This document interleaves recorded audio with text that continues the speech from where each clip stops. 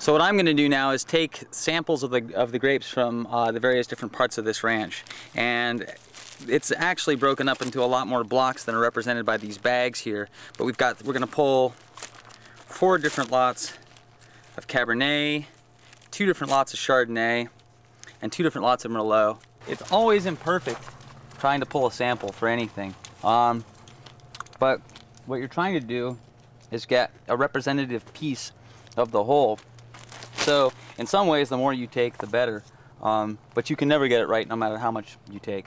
So, and I could be doing this wrong, I kind of just take a pinch from here, a pinch from here,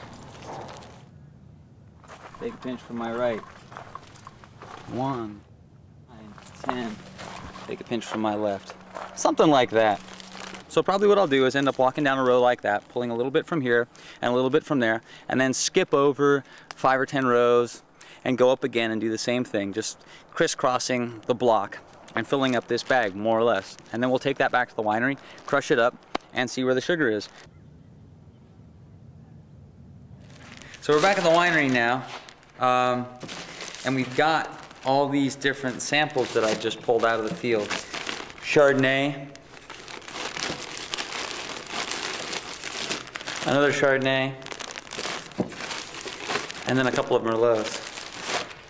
So what we do is take these grapes, I'm just going to put them in this pitcher here and smash them up.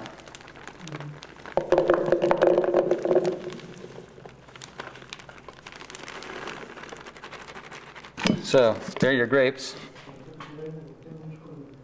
and I'm going to just smash them at the bottom of the diesel bottle here. That there is called a refractometer. This here is a lens. And depending on the amount of sugar that's in the grape juice, it refracts the light differently, and there's a scale in there that is driven by that light, and it tells you what the sugar in the fruit is. I'm just going to put that juice in there,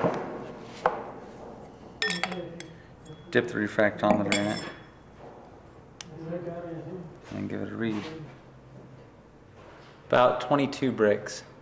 So this is 1 block of Cabernet. We're going to do separate samples for 4 different blocks of Cab out there, and even that's not really representative of what's happening.